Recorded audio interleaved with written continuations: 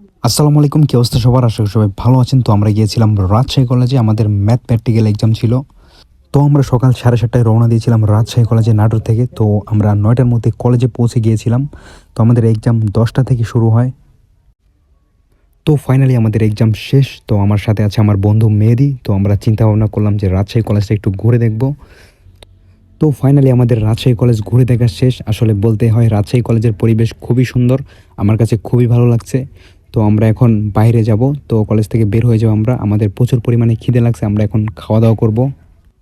তো আমরা চলে আসলাম খান তেহরি ঘরে। তো আমরা চিন্তা ভাবনা করলাম যে এখান থেকে খাওয়া দাওয়া করে নেব, আমাদের প্রচুর পরিমাণে খিদে লেগে গেছে।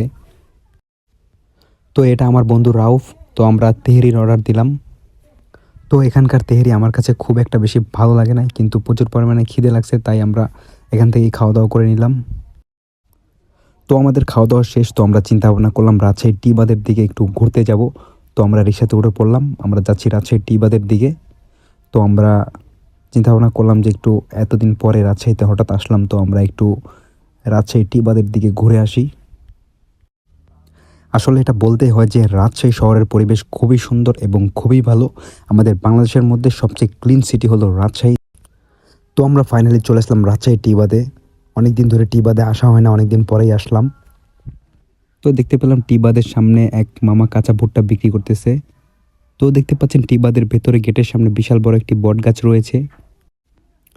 তো আমার হঠাৎ খুবই শক্তি পরীক্ষা করার ইচ্ছে হলো। তো আমি এটাতে যখন মারলাম তখন আমার হাতে প্রচুর পরিমাণে ব্যথা পেয়েছিলাম। তো আমি মারার পরে 774 হয়েছিল। তারপর আমার বন্ধু মেহেদিও ট্রাই করলো, ওর 709 হয়েছে।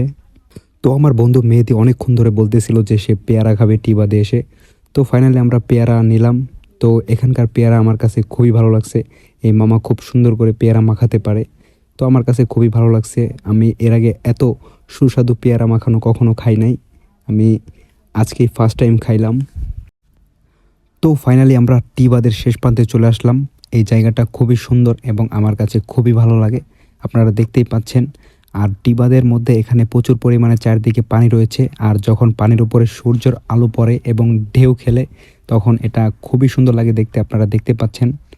তো অবশ্যই যারা রাজশাহীতে বেড়াতে আসেন অবশ্যই টি বাঁধে আসবেন। তো আর আমরা এখানে দেরি করব না, আমরা এখন বাসার দিকে রওনা দিব।